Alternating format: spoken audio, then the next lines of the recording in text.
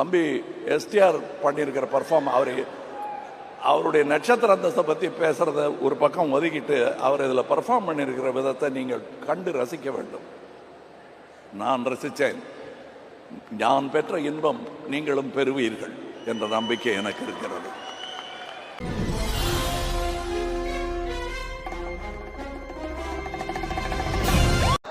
So darlings, நீங்கள் எல்லாரும் ஒரு முக்கியமான ஒருத்தரோட ஸ்பீச்சுக்கு தான் வெயிட் பண்ணுறீங்க அப்படின்றது தெரியும்.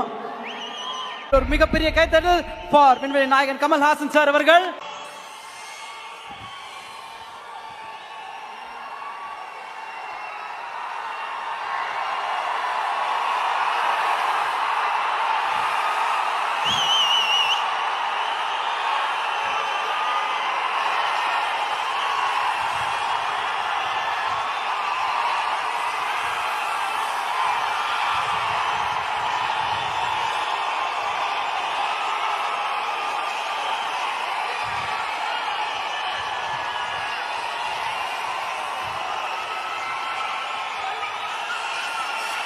இப்ப நான் ஆரம்பிக்கலாமா?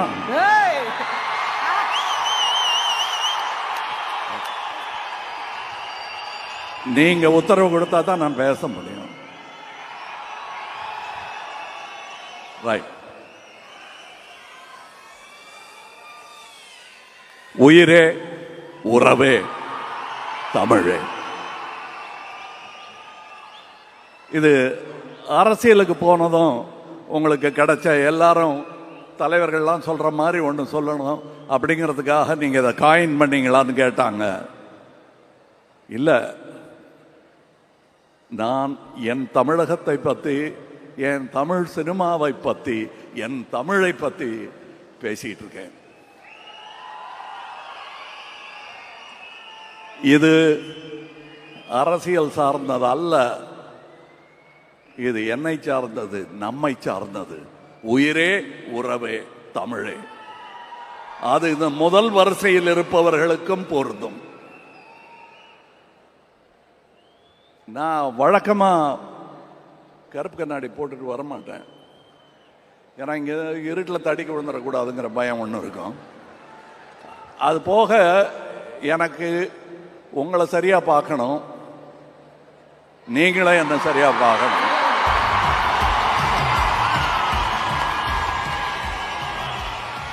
ஆனால் ஏன் இதை போட்டிருக்கேன்னா, மறுபடியும் வித் யுவர் பெர்மிஷன் போட்டுக்கிறேன்.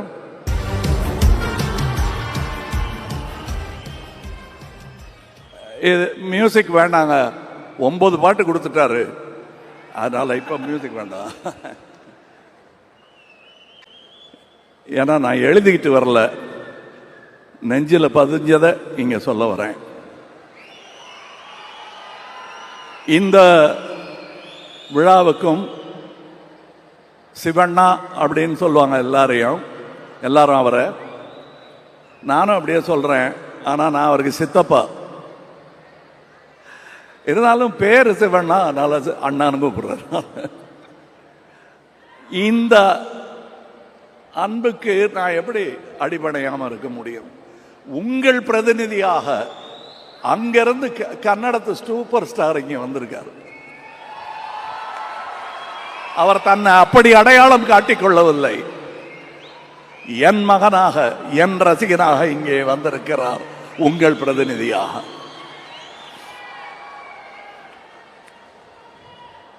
என்னை பார்க்க ஷூட்டிங்ல சின்ன பசங்களா மீச முளைக்காம வந்தவங்க எல்லாம் இன்னைக்கு பேரம்பேத்தியோட இருக்காங்க. என்னுடன் தொடர்ந்து வந்து கொண்டே இருக்கிறார்கள். அவர்களுக்கு நான் கடமைப்பட்டு இருக்கிறேன். மணிரத்னம் சார் கூட படத்திலாம் நடிச்சதுனால ரொம்ப அழக்கூடாதுங்கிறத கத்துக்கிட்டேன். ஆனா உள்ள நிறைய கண்ணீர் இருக்கு, சந்தோஷம் கலந்ததும் சோகம் கலந்ததும். ஆனா அது உங்களுக்கு தேவையில்லை. உங்க சந்தோஷத்திற்குத்தான் நான் அப்படியே சொல்லி கொடுத்து பழகிட்டாங்க. இனிமே மாற்ற முடியாது. 3 வயசுல இருந்து இவருக்கு நான் சித்தப்பா தான். இவரு நம்ம எஸ்டிஆர் அவர்களையும் அதையே சொல்லி வளர்த்துட்டாரு அவங்க அப்பா. அவர் என்னையும் ஒரு எக்ஸாம்பிளாக அவருக்கு காட்டியதற்காக அவருக்கு நன்றி சொல்ல வேண்டும். அவர் இங்க கூட்டிட்டு வரல, வந்தா அழுதுருவார்னு நாங்க 2 பேருமே அதை பேசிக்கிட்டோம். பாருங்க, படம் பார்க்கும்போது சந்தோஷமான சீன்ல நம்ம டான்ஸ் ஆடிட்டு இருக்கும் போது கூட அவர் அழுதத்தான் செய்வார். எனக்கும் வருது, இவங்கெல்லாம் பார்க்கும்போது என்ன கடந்து வந்திருக்கிறோம், எப்படி என்னை தாங்கி பிடித்திருக்கிறார்கள், எத்தனை தலைமுறைகளுடன் நான் தோளுரசி இருக்கிறேன் என்பதை பார்க்கும்போது எனக்கு என்ன சொல்றது, நன்றியை தவிர வேற ஒன்றும் சொல்ல தோணல.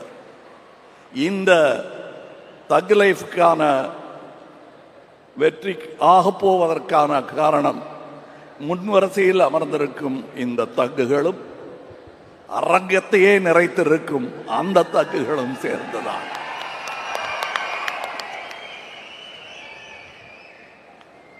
நான் சினிமாவின் தீவிர ரசிகன்.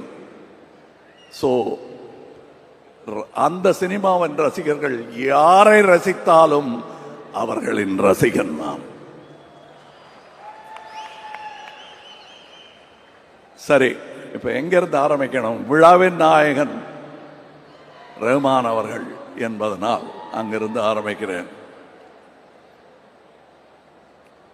என்னை ஒரு போதையில் அப்படி இருக்கும்போது எழுப்பி விட்டு மறுபடியும் இன்னொரு போதையில் என்னை ஆழ்த்தி விட்டவர் ரஹ்மான். எங்க அண்ணன் இளையராஜா, தம்பி ரஹ்மான்.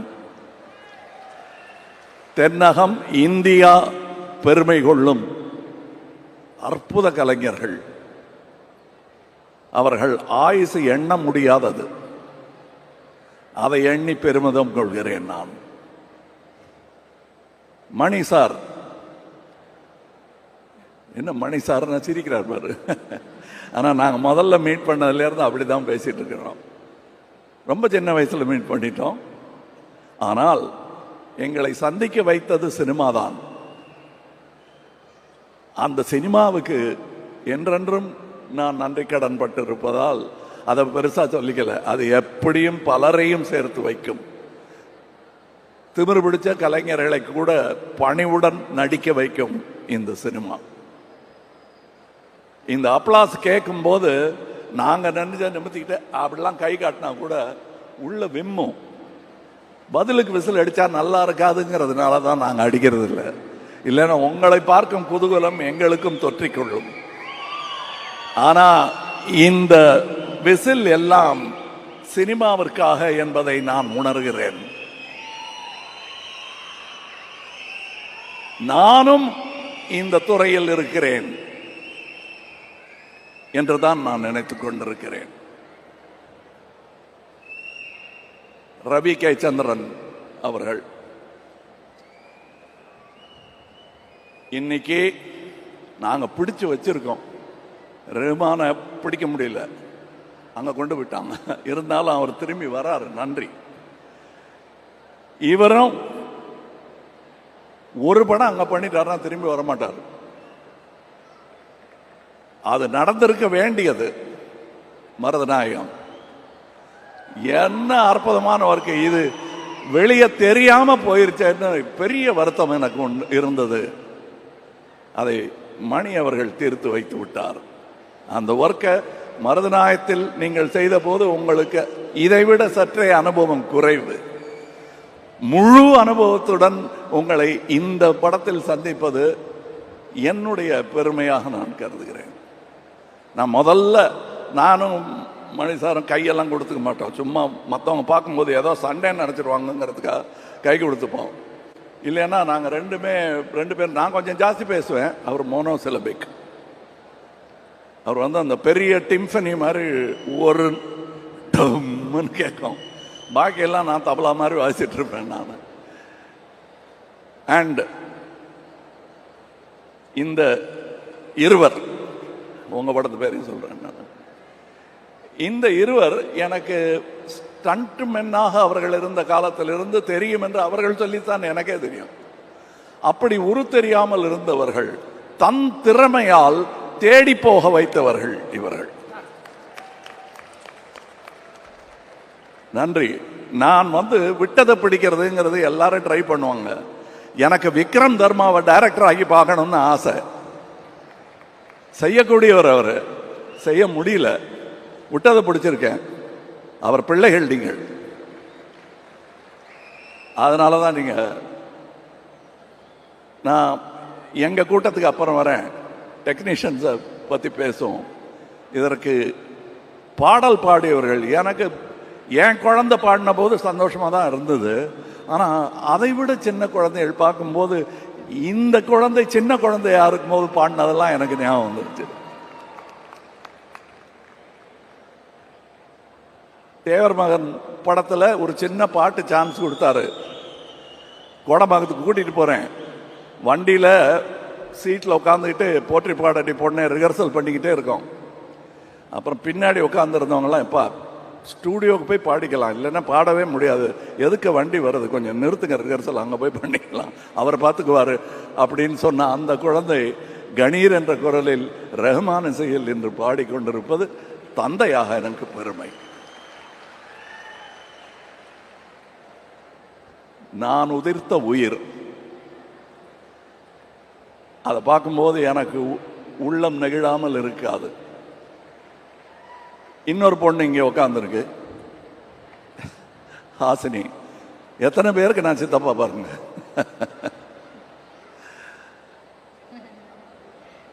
சிவா, அவர் என் சிவமும் அவர் சிவமும். இன்னும் நிறைய பேர் இருக்காங்க. டெக்னீஷியன்ஸை பற்றி சொல்லி ஆகணும். எத்தனை பேர் இங்கே முன்வரிசையில் இருக்கிறது போக உங்கள் முன் வராமல் பின்னாடியிலிருந்து இயங்கிட்டு இருக்கிற இந்த துணை இயக்குநர்கள்லேருந்து சவுண்ட், இந்த அஞ்சலி படத்தில் ஆடின குழந்தைகள்லாம் இன்னைக்கு சவுண்ட் இன்ஜினியராக வந்திருப்பான். நான் சும்மா விளையாட்டுக்கு ஒரு படத்தில் சொன்னேன், சதி லீலாவதிங்கிற படத்தில் என்னை தாண்டி குதிச்சு ஓடுவார். அப்போ பெரிய இன்ஜினியராக வருவாங்க போல் இருக்கு அப்படின்பேன் நான். வந்துட்டாரு. அது டயலாக் வாழ்த்தா மாறிடுச்சு. வாழ்க. இன்னும் நிறைய நடிகர்கள் இவங்க முதல்ல வரும்போது இன்ட்ரடியூஸ் பண்ணி தான் இவங்க பேரெல்லாம் எனக்கு தெரியும், பார்த்துருப்பேன். ஏன்னா படத்தை நடுவில் பார்த்துட்டு இருப்போம், ஓரத்தில் பார்க்க மாட்டோம் நம்ம. ஆனால் நான் பார்ப்பேன். இவங்கெல்லாம் பண்ணியிருக்கிற பர்ஃபார்மன்ஸ் பாருங்க. இங்கே இந்த படத்தின் மூலம் நட்சத்திரமாக போபவர்கள் இன்னும் நிறைய பேர் இருக்கிறார்கள். தம்பி எஸ்டிஆர் போக போகும் தூரம் எனக்கு தெரிகிறது, உங்களுக்கு புரிகிறது. உங்களுக்கு கடமை இருக்கிறது.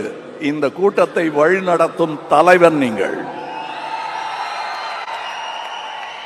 அந்த ரெஸ்பான்சிபிலிட்டியோட நீங்க இனிமே நடந்துக்குவீர்கள். ஏற்கனவே அப்படித்தான் இருக்கீங்க, இன்னும் கூடி இருக்கு உங்களுக்கு. அது சுமை அல்ல, சுகம். அனுபவிங்க. அதை பார்த்து நானும் அனுபவிப்பேன்.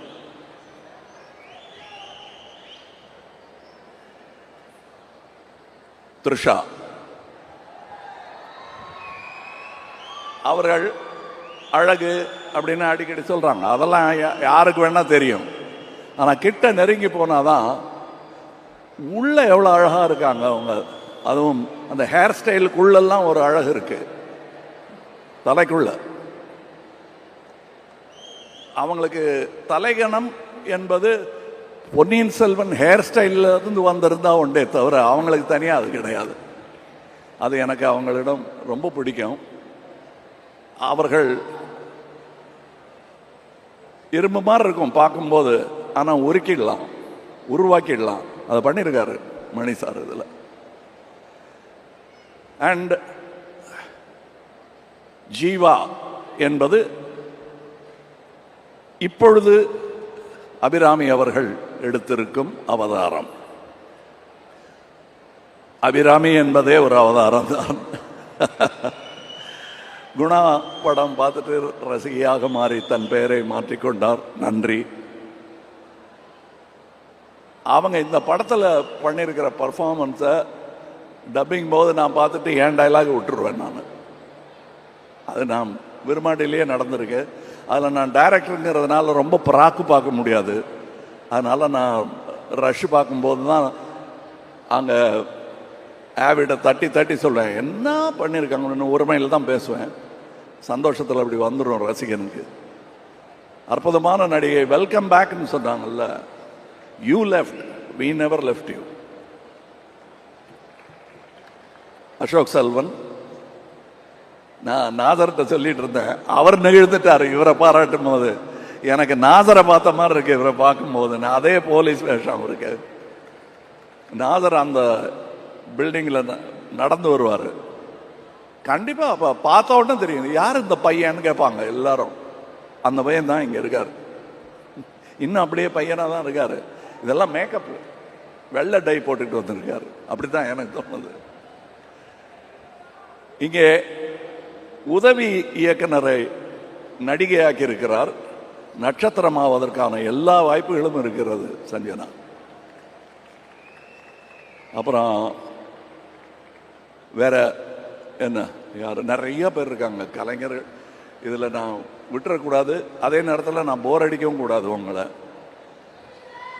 இதில் அடிங்கிறங்கிற நான் அடிச்சிருவேன் அப்புறம்.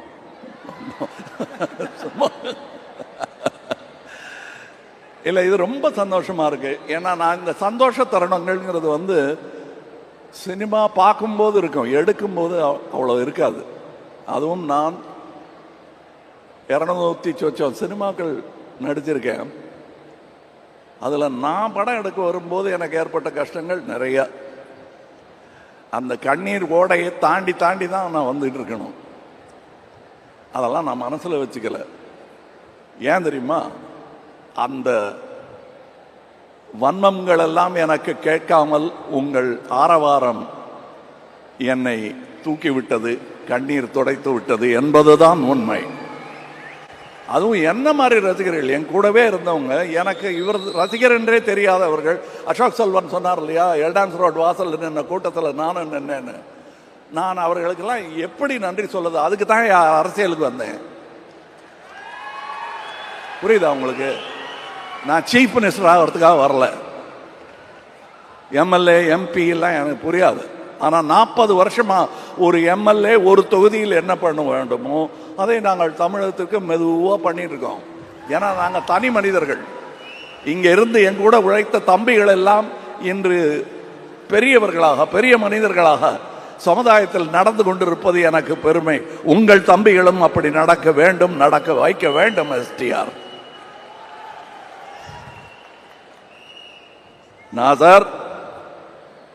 நாசர் பாய், நாங்க வந்து சினிமா தவிர நாங்க ஒருவருக்கொருவர் பேசிக்கொண்ட காதல் வசனங்கள் நிறைய. உட்காருங்க, அப்புறம் வந்து கட்டி பிடிச்சிக்கிறோம். என்ன ஆர்வம் சார் அவருக்கு சினிமாவில், தமிழ் மேலே எல்லாமே. நாங்கள் வந்து கலந்து பேசிக்குவோம், கலந்து ஆலோசிப்போம். நான் எங்கள் ஆலோசனை பூரா நீங்கள் எங்கே வீடு வாங்கியிருக்கீங்க, எத்தனை கிரவுண்டுன்னு கேட்டதே கிடையாது. அவரும் கேட்டது கிடையாது, நானும் கேட்டது கிடையாது. சினிமாவை எப்படி தூக்கி பிடிக்கணும், நம்ம என்ன பண்ணலாம், அது சின்ன படங்கள் வருவதற்கு என்ன வழி பண்ணணும் அப்படிங்கிறது எங்களுக்கு சான்ஸ் கிடைச்சதும் நாங்கள் நினச்சோம் பாருங்க. அதுதான் உண்மையான சினிமா ரசிகனின் லட்சணம். அது நான் பல பேரிடத்தில் இங்கே பார்க்கிறேன். பரேட்டே இந்த ஜோஜு யாருன்னு எனக்கு தெரியாது. நான் திடீர்னு எல்லா படத்தையும் பார்த்துட்டு இருப்பேன். இந்த ரெட்டைன்னு ஒரு படம், ரெட்டா, உங்களுக்கு ரெட்டைன்னு சொன்னாதான் தெரியும். ரெட்டா, அதாவது நான் வந்து கிட்டத்தட்ட 30 சொச்சம் டபுள் ரோல் பண்ணியிருப்பேன். ஒன்று மூக்கு வச்சுப்பேன், காது வச்சுப்பேன். மைக்கேல் மதன காமராஜங்கிற படத்தில் மட்டும்தான் ரொம்ப மேக்கப் வித்தியாசம் இல்லாமல் கடைசி காட்சிகளில் எல்லாருக்கும் ஒரே மாதிரி கெட்டப் போட்டுட்டு பண்ணியிருக்கோம். அது ஒன்று தான் நான் பெருமையாக சொல்லிக்கிறேன். ஆனால் தன்னுடைய ஆரம்பகால படத்திலேயே ஒன்றுமே இல்லை, ஒரே போலீஸ் ஸ்டேஷனுக்குள்ளே இருப்பாங்க ரெட்டையர்கள். தனியாக தெரியும், இது அந்த சகோதரன், இது இந்த சகோதரன். எனக்கு இவங்க 2 பேரை பார்த்தா யார் அன்பு யார் அறிவுன்னு இன்னி வரலும் கேட்டுட்டு இருப்பேன். அவங்களும் அது சொல்லவே மாட்டாங்க, பதிலே சொல்ல மாட்டாங்க. யார் அன்புன்னா நீங்களே கண்டுபிடிச்சிக்கங்க சார். அந்த வேற மாதிரி இருக்காரு, அது வேற ஒரே மாதிரி ட்ரெஸ் போட்டுக்கிட்டு வருவாங்க. நான் அன்பு கிட்ட அறிவு அறிவுன்னு பேசிட்டு இருப்பேன், அறிவு கிட்ட அன்பு அன்புன்னு பேசிட்டு இருப்பேன். ரெண்டுமே எனக்கு பிடிச்ச வார்த்தைகள் தான்ங்கிறதுனால அவங்க கோச்சிக்க மாட்டாங்க தப்பா பேர் சொன்னா. ஜோஜு, நீங்க நான் பொறாமைப்படும் நடிகர்களில் ஒருவர். நிஜமா புதுசா நடிக்கணும்னு நினைக்கிறவன் பூரா எனக்கு போட்டின்னு நினைக்கிறவன் நான். ஆனா அவங்கள வரவேற்க வேண்டியது என்னுடைய கடமைன்னு நினைக்கிறவன் நான். அந்த கடமையை நாம் அனைவரும் செய்ய வேண்டும். என்ன நடுவில் நான் இதெல்லாம் விட்டுட்டு போயிடலாம், என்னதுக்கு இந்த கஷ்டம் அப்படின்லாம் நினைச்ச போது என்னை இங்கே தங்க வைத்ததே நீங்கள் தான். இப்ப இங்க இருக்க அடுத்து நிறைய பேரை கொண்டு வந்து இங்க சேர்த்துடணுங்கிறது மட்டும்தான் என் முனைப்பு. நான் தோள் கொடுக்கும் இந்த சினிமா பல்லக்கில் திறமையானவர்கள் எல்லாரும் ஏறி அமரலாம். இன்னொரு பக்கம் சாஞ்சனா பிடிக்க மணி இருப்பார், ரஹ்மான் இருப்பார், ரவி கே சந்திரன் இருப்பார், நாதர் இங்க கொஞ்சம் அந்த பின்னாடி பிடிக்க என்ன பிடிப்பாங்க. அவங்களாம் மேல நிக்கிறவங்க நம்ம குழந்தைகள், என்னங்க அவங்க காலை தூக்கி தலையில வச்சுக்கிட்டு இருக்கோம்னு வைக்கலாம், தப்பே கிடையாது. நம்ம குழந்தைகள் காலை முத்தம் கொடுக்கறது இல்லையா, அந்த மாதிரி நினைச்சுதான் நான் நினைக்கிறேன். எனக்கு ரொம்ப விம்மும் சந்தோஷம் இங்கே இருக்கிறது. இந்த ராஜ்கமல் நிறுவனம் அப்படிங்கிறத சொல்லும்போது அதுல பின்னாடி எனக்கு பக்கபலமா முதுக பிடிச்சிக்கிட்டே வந்தது அண்ணன் சந்திரஹாசன் அவர்கள். நான் பண்ற எல்லா விதமான கோளாறுகளுக்கும் சிகிச்சை செய்து அதை சரி பண்ணி என்னை கொண்டு வந்து சேர்த்தவர் அவர். ஐயோ அண்ணன் போயிட்டாரேங்கும் போது எனக்கு கிடைத்த தம்பி தான் மகேந்திரன். இது சம்பளம் கொடுத்தா கிடைக்காதுங்க, அதெல்லாம் பத்தாது. இங்கே நான் இப்போது அணிந்திருக்கும் இந்த ட்ரெஸ்ல இருந்து ரங்கராய சக்திவேல் அணிந்திருக்கும் அந்த வித்தியாசமான ஆடையிலிருந்து அதை எனக்கு செய்து கொடுத்த அமிர்தா அவர்களுக்கு வணக்கம், நன்றி. என் பின்னாடி நிறைய பேர் இருக்காங்க, உட்கார். அவங்களுக்கு பின்னாடி ஒரு 4 பேர் இருக்காங்க. அத்தனை பேரையும் சொல்லி கொண்டு தான் இங்க நேரம் பத்தாது. நாசருக்கு பின்னாடி எப்படி அவங்க இருக்காங்களோ அதை ஒவ்வொரு மேடையிலுமா சொல்லிட்டு இருக்க முடியும். அந்த மாதிரி என் பின்னாடி பல பேர், பல டெக்னீஷியன்கள். இதோட எடிட்டர், அந்த ட்ரைலர் பார்த்தீங்கல்ல, அது இத்தனை மில்லியன் அத்தனை மில்லியன் அந்த கட்ஸுக்காக தான் போயிட்டு இருக்கு. மணிசாருக்கும் அதில் பங்கு உண்டு. எனக்கு இன்னும் என்ன ட்ரைலர் கட் பண்ண போறாங்கன்னே தெரியாது. எனக்கு ட்ரைலர்லாம் கட் பண்ண முடியும். ஆனால் அற்புதமான இருவரிடம் நான் அதை விட்டதனால் இப்ப எத்தனை மில்லியன்ஸ் போயிருக்கு. வேற என்ன சொல்லுங்க. அலி आप हैं या? Okay okay, sorry welcome.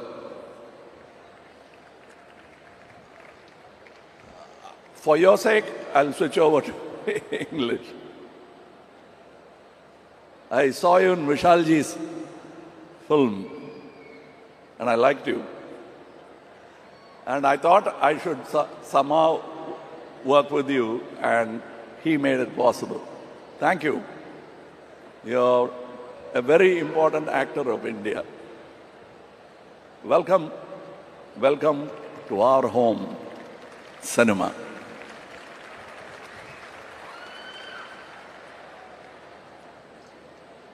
அவர் வரலையா? இல்லை வரல. மஞ்சுரேக்கர் அவர்கள்.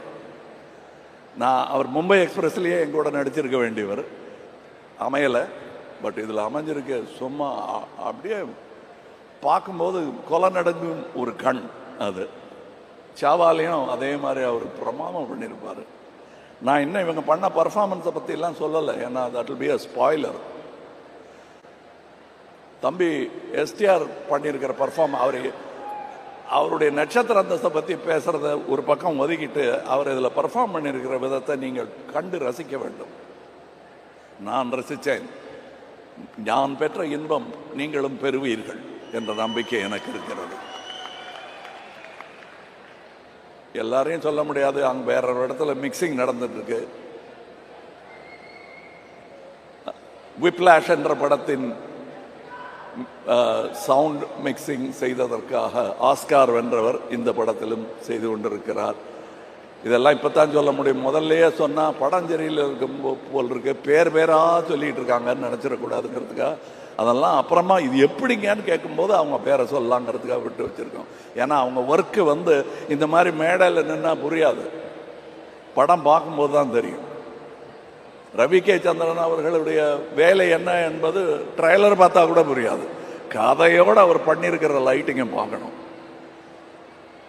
நான் இங்கே விற்க வந்தது தக் லைஃப் அல்ல, நல்ல சினிமாவை. தக் லைஃபை நீங்கள் ஏதாவது ஒரு விலையில் வாங்கி விடுவீர்கள் என்ற நம்பிக்கை எனக்கு இருக்கிறது. எவ்வளவு நம்பிக்கை இருக்கிறது என்பதை சொல்லுகிறேன். இது யாரோ மற்ற ப்ரொடியூசர்லாம் சவால் விடுறதா நினைக்க வேண்டாம், அதல்ல, அவங்கவுங்க இஷ்டம். அது நான் சேட்டலைட்டும் நெட்ஃப்ளிக்ஸும் மட்டும்தான் விற்றிருக்கிறேன். பாக்கியெல்லாம் வி ஆர் டிஸ்ட்ரிபியூட்டிங். மணிசாருக்கு ரிஸ்க் வந்துடாம நாங்கள் டிஸ்ட்ரிபியூட்டிங். என்ன நம்பிக்கை இருந்தால் இப்படி பண்ணுவோம் நீங்க சொல்லுங்க. ஏன்னா வியாபாரம் எங்களுக்கு ஓரளவுக்கு தெரியும். அந்த நம்பிக்கையில் உங்களை நம்பி ஒரு நல்ல சினிமாவை தயாரித்து முதலீடு செய்திருக்கிறேன். உரம் போட்டு இருக்கிறோம், உழுது இருக்கிறோம். விவசாயிக்கு இதை தவிர வேற ஒன்றும் தெரியாது. எங்கள் விவசாயம் சினிமா விவசாயம். அதுல யாராவது இதுல கார்ப்பரேட் விவசாயம் பண்ணாம இருக்கிறதுக்காகத்தான் மணி மாறி தோழர்கள் எனக்கு தேவையாக இருக்கிறார்கள். நன்றி. இதில் தோள் கொடுத்த அத்தனை சகோதரர்கள் பேரையும் சொல்ல முடியாது, தோள் கொடுக்க போகும் ரசிகர்கள் பேரையும் தனித்தனியே சொல்ல முடியாது. நான் கடந்து வந்த பாதையில் கலைஞர் டயலாக் சொன்ன மாதிரி, பாட்டளிக்கும் குயில்கள் இல்லை என் பாதையில், படமெடுக்கும் பாம்புகள் நெளிந்திருக்கின்றன. ஆகாரத்திற்காக அழுக்க சாப்பிட்டு தடாகத்தை சுற்றப்படுத்துகிறதே மீன், அதை போல நான். இது கலைஞர் சொன்னது. நான் பேசுற எல்லாமே காப்பி அடிச்சது தான். அதனால சும்மா அபிராமி பிட் அடிக்கிறீங்களான்னு கேட்டார். நானே பிட்டு தான். அதுவும் பள்ளிக்கூடத்துக்கே போகாத பையன், பிலிம் இன்ஸ்டியூட்டுக்கும் போகாத பையன் பிட் அடிக்காம வேற என்ன பண்ணுவான்? நான் பிட் அடிச்சு சினிமாவுக்காக ஒரு டாக்டர் பட்டம் வேற கொடுத்துட்டாங்க. அது எங்க அக்காட்டெல்லாம் நான் காட்டவே இல்லை.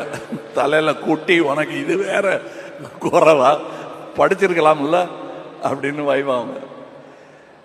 என்னை வியப்பில் ஆழ்த்தி கொண்டிருக்கும் தமிழ் சினிமாவுக்கு, என்னை குழந்தை பருவத்திலிருந்து தூக்கி கொஞ்சிக் கொண்டிருக்கும் தமிழ் சினிமாவுக்கு நன்றி, நன்றி. அதை எப்படி சொல்வது என்றால், அடுத்த படத்தில் நல்ல படமாக எடுத்து தமிழ் சினிமாவை உயர்த்துவதில் ஒருவனாக, ஒரு கடைநிலை சினிமா ரசிகனாக நான் இருப்பதையே விரும்புகிறேன். தொடர்ந்து அவ்வாறாகவே இருப்பேன். உங்க அப்பா பத்தி சொல்லாம விட்டா சரியா இருக்காது. நான் எங்க இருந்து இதெல்லாம் கத்துக்கிட்டேன்? இந்த படிவெல்லாம் உங்க அப்பாட்ட இருந்து தான் கத்துக்கிட்டேன். அவர் எப்படி பண்ணீங்க அந்த காட்சியன்னு என்கிட்ட, சின்ன பையன், நான் 21 வயசு, அண்ணா ராஜ்குமார் அண்ணா என்கிட்ட கேட்பாரு, அந்த காட்சி எப்படி ஆஹா அப்படின்பாரு. நிஜமா சொல்றாரா இல்ல சும்மா சொல்றாரு? ஆனா ஒவ்வொரு வாட்டி பார்க்கும்போது இன்னொருத்தரை கூப்பிட்டு சொல்லுவாரு. என்னுடைய ராஜபார்வை படத்துக்கு முதல்ல கிளாப் எல்லாம் காட்டி ஆரம்பிச்சு வச்சது மட்டும் இல்லை, புஷ்பக் படம் நாங்கள் பெங்களூர்ல எடுக்கும்போது அதுக்கும் அவர் தான் கிளாப் கொடுத்து ஆரம்பிச்சு வச்சாரு. இது அந்த ஊரில் இருக்கும் என் குடும்பம். அதனால தான் அவர் இங்கே வந்திருக்காரு. அதனால தான் நான் பேச்சை ஆரம்பிக்கும் பொழுது நான் உயிரே உறவே தமிழே என்று ஆரம்பித்தேன். அதில் தமிழிலிருந்து பிறந்தது தான் உங்கள் பாஷையும். அதனால் நீங்களும் அதில் உட்படுவீர்கள். இன்னும் நான் சொல்ல வேண்டியது, கடந்து வந்த பாதை பாம்பு எல்லாம் சொல்லி முடிச்சுட்டேன். அதெல்லாம் ஏன் சோகம், அதை விட்டுருங்க.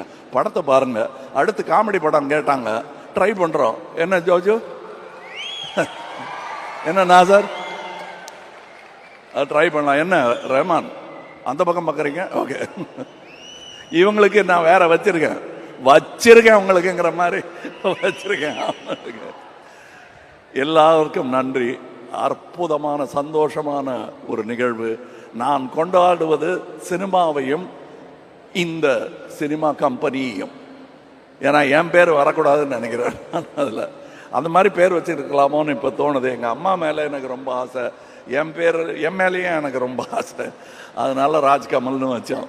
அது மட்டும் இல்லை, நான் பெரிய சாந்தாராம் ஃபேன், அதனால ராஜ்கமல். இந்த ராஜ்கமலுக்கு இவ்வளவு பெரிய அரங்கம் கொடுத்தது நீங்கள் தான். அதில் நிற்கும் தகுதியையும் ஏற்படுத்தி கொடுத்தவர்கள் நீங்கள் தான். இந்த படத்தை நீங்கள் ஆதரித்தால் அடுத்து நல்ல படங்கள் கொடுப்பதற்கு என் கையில் வலு இருக்கும். ஏன்னா நான் கட்சி நடத்துறதே என் பணத்தை வச்சுதான். சினிமாவுக்கு கொஞ்சமும் அதற்கு கொஞ்சமுமாக போட்டுக்கிட்டு இருக்கேன். நான் எல்டான்ஸ் ரோட்ல நடந்து போயிட்டு இருந்த பையன், டான்ஸ் அசிஸ்டண்டா இருந்த பையன், என்ன திடீர்னு கூட்டிட்டு வந்து நடிகனாக்கிட்டாரு பாலச்சந்தர் சார். அவர்கிட்ட அசிஸ்டண்டா சேரணும்னு தான் இந்த சஞ்சனா மாதிரி போனேன். நான் என்னடா பண்ணணும்னு நினைக்கிறேன்னு கேட்டாரு. சொல்லத்தரான்னு நினைக்கிறேன்னு. அப்புறம் வெக்கப்பட்டுட்டு உங்களை மாதிரி ஆகணும் சார், போடா மடையாருன்னாரு அவர். நல்ல வேளை அவர் சொன்ன அறிவுரையை நான் கேட்டுக்கொண்டு இந்த மேடை அமைப்பதற்கான பலம் எனக்கு கொடுத்ததே அந்த பாலச்சந்தர் தான். அதே பெயரை மணிரத்னமும் சொல்லுகிறார் பாருங்க. அவர் எவ்வளவு பெரிய மகான் அவர். அவருக்கும் நன்றி சொல்ல கடமைப்பட்டு இருக்கிறேன். என்னுடைய பாதையில், என்னுடைய கொள்கையில், என்னுடைய நம்பிக்கைகளில் நான் நடப்பதற்கு ஏதுவாக எனக்கு நடுவில் காலை விட்டு இடராமல் இருந்த என் குடும்பம். அது எங்க அண்ணன் சாருவாசனும் சொல்வார், நாங்க 2 பேரும் ரேஷனலிஸ்ட். அவர் அது ஒத்துப்பாரான்னு தெரியல. நான் பகுத்தறிவாளன், அவரும் அதுவாகத்தான் இருக்கிறான் என்று நினைக்கிறேன். இந்த சூழலில் நான் வேறு எப்படியும் வந்திருக்க முடியாது. எனக்கு கிடைத்த வாத்தியார்களின் பட்டியல் ஏற்கனவே பல முறை சொல்லி இருக்கிறேன். உங்களுக்கு மனப்பாடமாகும் வரை அதை சொல்லிக் கொண்டிருப்பேன் நான். நன்றி. அடுத்த பட அறிவிப்பு, அது என்ன மாதிரி படம் என்பதையெல்லாம் நீங்களும் தக் லைஃபும் வெற்றியும் தான் முடிவு செய்ய வேண்டும். நன்றி, வணக்கம் sir. Thank you sir, thank you sir. Sir love you sir. Sir நீங்கள் எங்களுக்கு நிறைய கொடுத்துட்டீங்க, எவ்வளோ விஷயங்கள் கொடுத்துருக்கீங்க. இந்திய சினிமாவை தலை தூக்கி நடக்க வச்சிருக்கீங்க, ரசிகர்களை நெஞ்சு நிமித்தி நடக்க வச்சிருக்கீங்க. நாங்கள் எங்களால் முடிஞ்ச ஒன்று இப்போ உங்களுக்கு கொடுக்கணும்னு ஆசைப்படுறோம். நீங்கள் அந்த சென்டரில் நிற்கணும் சார். நாங்கள் எல்லாரும் எந்திரிச்சு நின்று எங்கள் கைத்தட்டல் மட்டும் உங்களுக்கு கொடுக்கணும்னு ஆசைப்படுறோம் சார். இல்லை உக்காந்துக்கிட்டே தட்டுங்க, எனக்கு எல்லாரையும் பார்க்கணும். ஒரு பெரிய கைத்தட்டல். இத்தனை வருஷமா தேங்க்யூ சினிமாவை இங்கேயும் சுமந்து அதை நம்ம கரமும் சேர்த்து நடக்க வச்சதற்கு விண்வெளி நாயகன் கமல்ஹாசன் சார் அவர்களுக்கு